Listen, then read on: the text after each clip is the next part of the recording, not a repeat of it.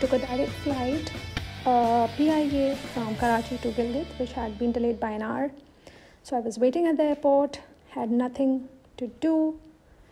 Unfortunately, the flight, which started from Karachi, had to be diverted back to Islamabad, and we were stranded at Islamabad for a day. To compensate for that loss, went to PC Rawalpindi and enjoyed a lot, had steak and had amazing pictures.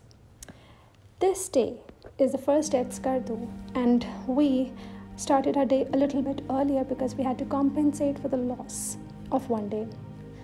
On our way to Upper Kachura Lake, the way was amazing. It is so beautiful, so serene. Because it was so beautiful, I just could not put my mobile down. I could just not understand what should I do, whether I should be enjoying the scene live or make videos. So now we are going towards the Upper Kachura Lake. Thank God that I had bought new shoes. They were very comfortable, and all of this did not give me a pain. Here I am posing at the Upper Kachura Lake, and I think I've done my makeup job really well. I look beautiful, feel beautiful. It was an amazing feeling. This place was so calm, so serene that I completely forgot that we had missed a complete day at Skardu, and now instead of 4 days, we'll be traveling for only 3 days.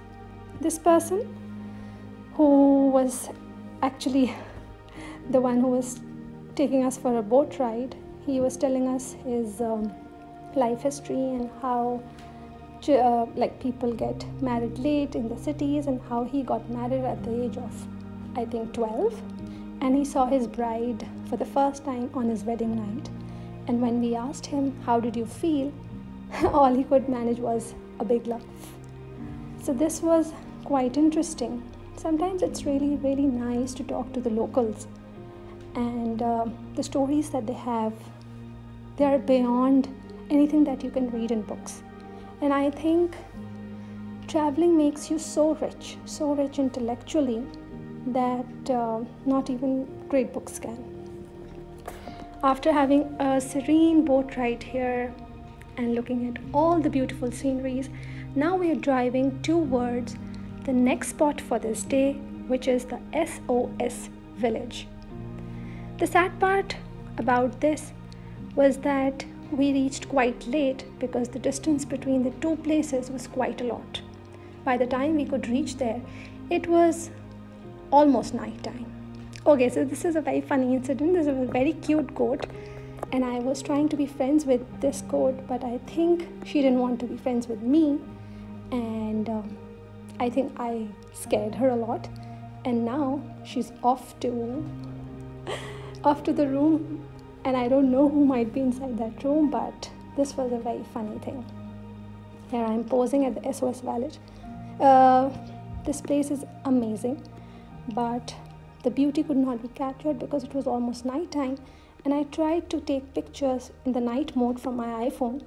I don't think there was justice in this. Now we went to a good restaurant over there where we had traditional dishes. We've started our day 2 here, and first we're going to go to the Mantoha waterfall, then stop at Sugar Fort.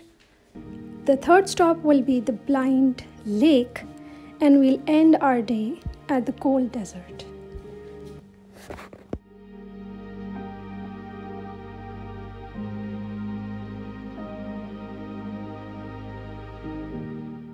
This place was built in the 17th century and was owned by the Raja of Amacha dynasty. This was later restored by the Aga Khan Cultural Service Pakistan, and it was later converted after restoration into a museum and a luxury hotel by Serena Hotels. As you can see, right now I'm going down towards the garden area, and let me show you what a beautiful place this is.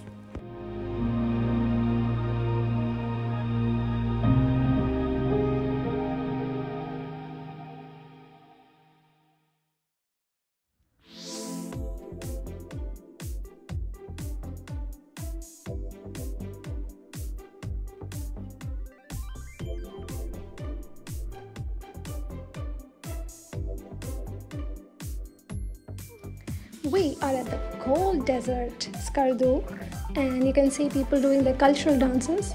This place is 7,500 feet above sea level, and I got the chance to do this. I was so excited. I am doing Jeep Safari all on my own. This was a manual Jeep, and as far as I remember, the last time I drove a manual car was 3 years ago. And beautiful place. We saw the sunset.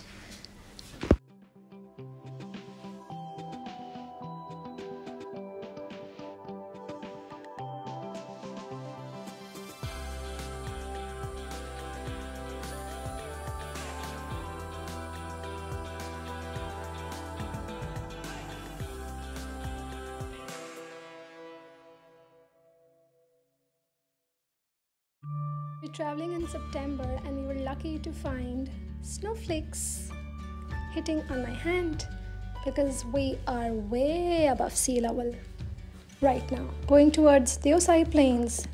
Magnificent. Oh my god, I can't tell you the beauty of this place. Although the best season to travel to this place is between April to August, but this place was amazing. We are at Shiosar Lake, which is the last spot for today, and I requested our driver to hand me over his car so that I can enjoy this moment, because I don't think we can really get such moments in life. I am almost 9,000 feet above sea level and I am driving a manual Jeep, and I'm really scared and excited at the same time. And I don't know what the feelings of the driver may be, because he has to return this car and he's not very sure what I'm going to do with it. But this was amazing. I think I can drive anywhere in the world.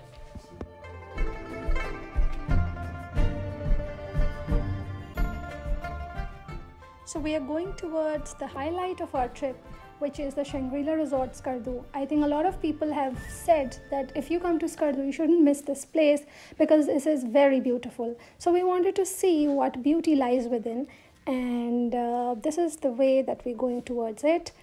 And it is expensive. So I would not recommend, if you're going on a budget trip, that you stay at Skardu Shangri-La. But if you have the budget, then you should definitely give it a try.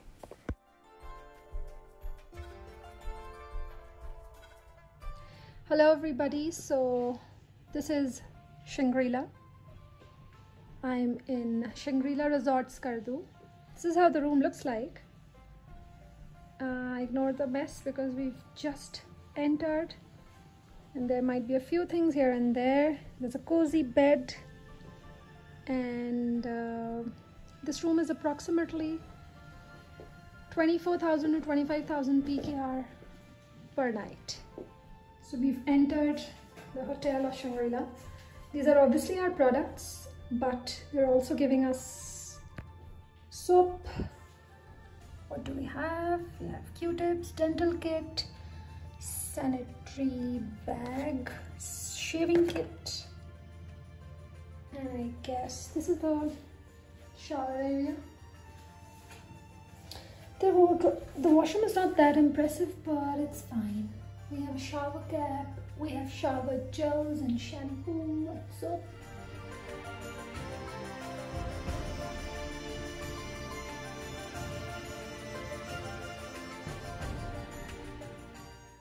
These were the most beautiful days.